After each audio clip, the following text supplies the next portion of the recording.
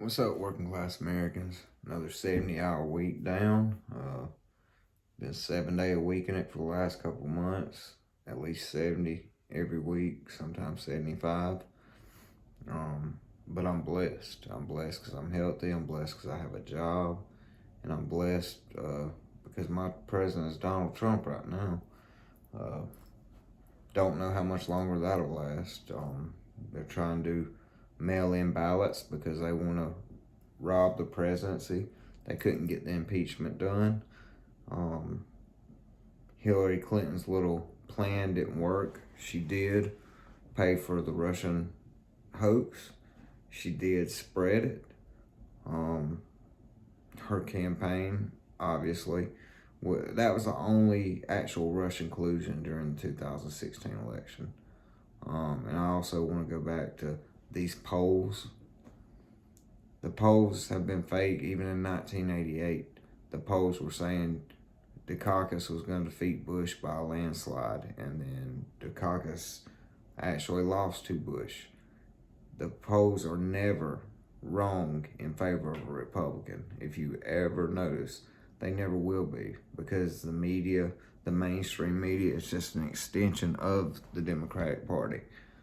So the polls will never be wrong in a Republican's favor. Now, they're always wrong in a Democrat's favor. Like I said, you could look at Michael Dukakis, you can look at Trump 2016, you can look back to Ronald Reagan. The polls always reflect that the Republican, whether he's the incumbent or not, is going to lose. And then actual working class majority voters go to the polls and they say, hey, wait a minute, we're not going to let you raise our taxes. We're not going to let you keep trampling on our constitutional liberties. And they vote against the Democrats. It's been happening since the days of slavery. Remember, the Democrats were the party of slavery. And that's what ended up happening. The Republicans had to stand against them. Again, you got to remember, in 1860, all 4 million slaves were owned by the Democrats. Not one slave was owned by a Republican. That's staggering. You know how staggering that is? That one party owned every slave in the country, and now they want to say everybody else is a racist. The fact of the matter is, the Democratic Party has had a terrible, horrible history.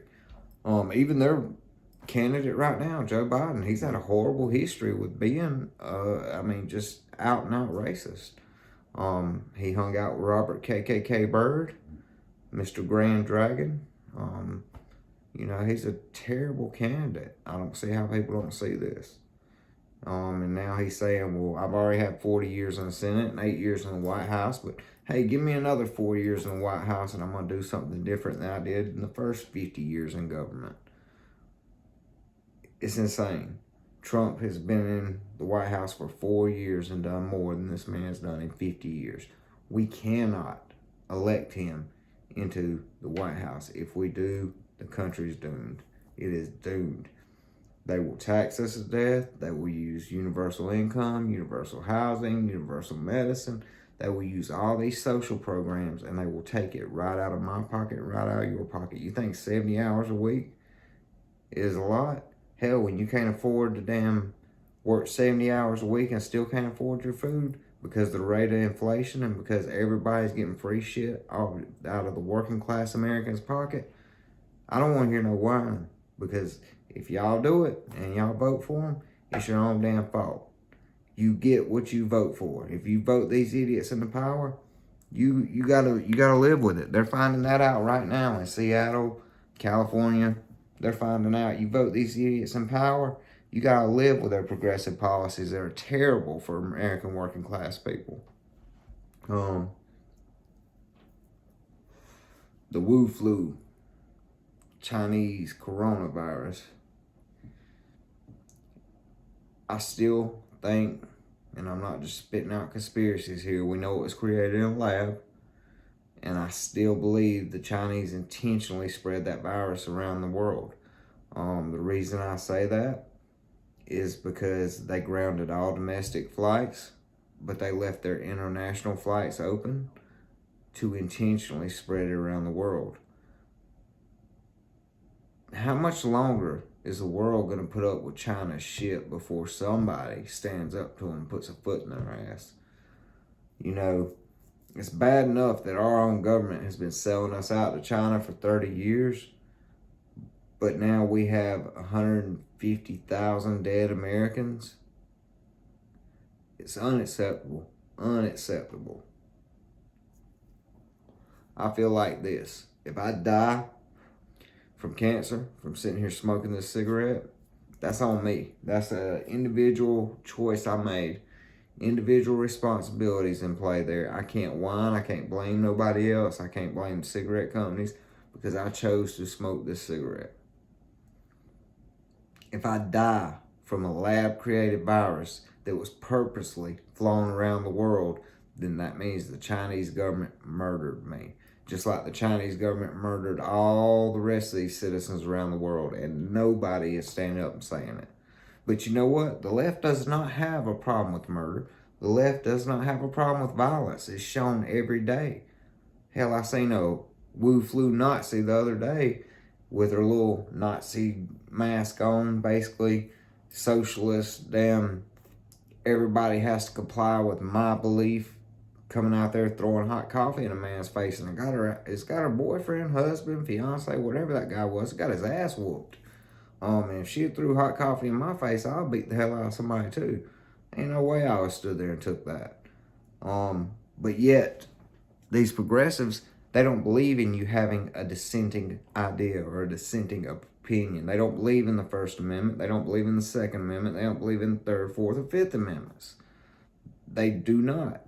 They believe that you should be controlled and the government should be in your everyday life. The reason we have a 10th Amendment is to limit the government's power. The government is not supposed to be running our everyday lives. They are not supposed to be doing things to Americans that are going to cause us more problems than good. At some point, we started looking the other way while they just ran amok on Capitol Hill, and they're still doing it. And it's not just the Democrats. Yes, the Democrats are probably the worst party in history, and their record reflects that. But it's not just them. The Republicans are spineless. They're cowards. They're not standing up for the American people either. So they all need to be run out of office, to be honest. Let's replace them with some people who work for a living. You know, these guys go into office never working their entire life, and they're supposed to tell me how I'm supposed to live my life. Get the hell out of here. I don't want to hear that shit. But, you know, America just keeps putting up with it. My question is why? Why do we keep putting up with it? It makes no sense to let these people who've never done anything, they're second generation rich kids, they went to Ivy League schools. I heard one woman, as a matter of fact, she's a senator now. She's one of Joe Biden's potential running mates. Hell, her name, I don't even listen to these people's names, to be honest, but her name is not Duckworth. It's the one out of Illinois. I do remember that.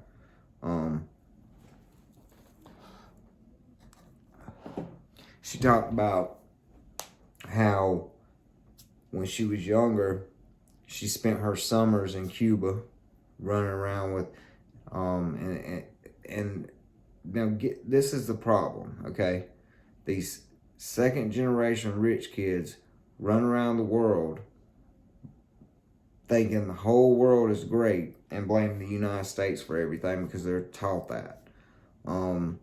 Then they get back here and they've got these Ivy League educations. They've never worked a real job, but yet we vote them in Capitol Hill and let them run our lives.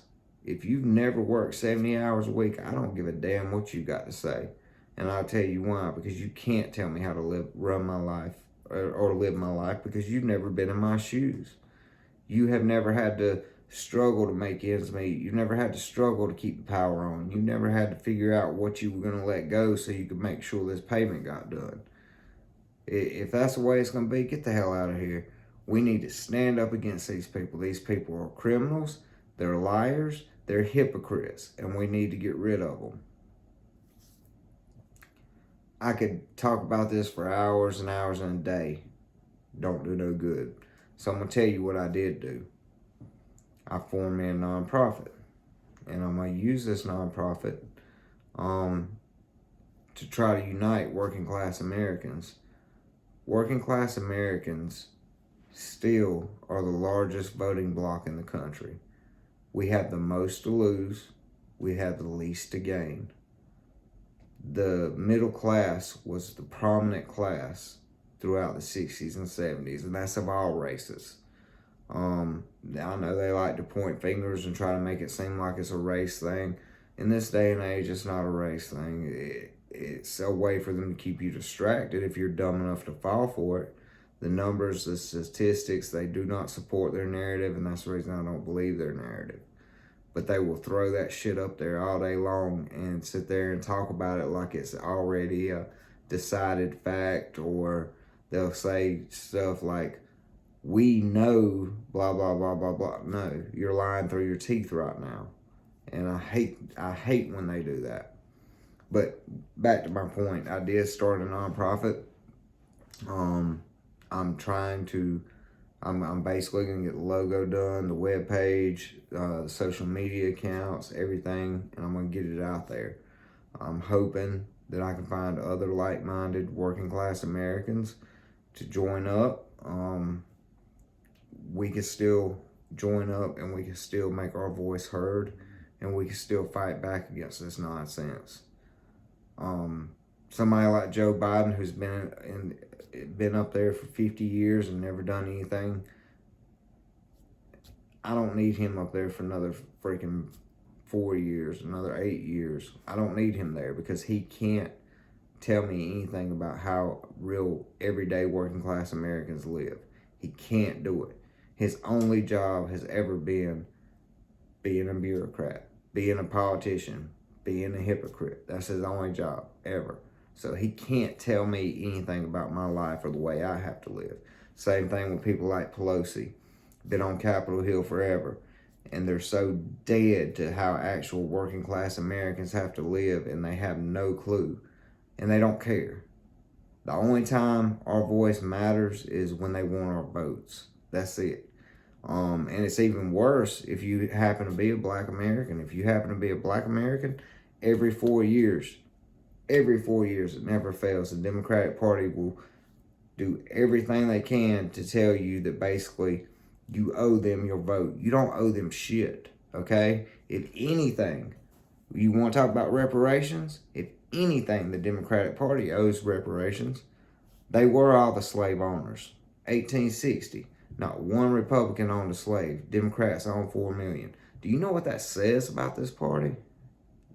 It's a terrible party. All the statues they want to tear down, they were all Democrats. The Civil War, they tried to twist it and say it was the North versus the South. It wasn't. It was the Republicans versus the Democrats. The Republicans was formed by freed slaves and people who did not believe in slavery. Whereas the Democratic Party, which is supposedly represented by the South, were actually the racists, and they actually caused the war. It didn't get no better after the turn of the century, because then they organized the KKK. They did the Jim Crow laws. They destroyed Black Wall Street. They tried to keep segregation in effect. I mean, just one thing after another. And then they want to stand up and say that they are basically the party of all these groups and special interests to get votes. That's the only reason they do it. Because the fact of the matter is if you look at their party, they do not represent you. They don't. If you go, like, say, to Antifa's and you look at Antifa does not represent 90% of Americans. They just don't. Their views and their beliefs do not match up with America. But anyways, I'm going to digress from that and get back to my original point. So I'm working on this. I'm hoping, and I'm going to dump money into it. I'm going to do whatever I got to do because I believe that this country is worth saving. And I believe if we stand together, we can save it. I can't do it by myself, though. I can set up a platform. I can try to push, I can try to unite people around the idea of keeping our freedoms and keeping our own money in our own pockets, you know, not giving away everything we make, working 70 hours a week to liars, hypocrites, bureaucrats to give, to redistribute to people just so they can get their vote. I'm not into that. And I hope many other Americans aren't into that and they will stand with me. If not, I'm just going to keep standing alone, I guess. But I hope and pray that American citizens have not become cowards. I know that some of them are just not very smart, but I'm hoping that we haven't just became out and out cowards. Because if we have, we'll lose everything that's dear to us. Anyways, I got another 7-day week coming up, another 75 hours or so. I'm dog-ass tired, but I still have to get in here and get this message out there. I will be moving forward with this nonprofit. I'm going to push like hell to try to make some changes and to try to get more working class Americans on Capitol Hill representing us. And I hope that people will join up with me in this battle. America, y'all have a good night.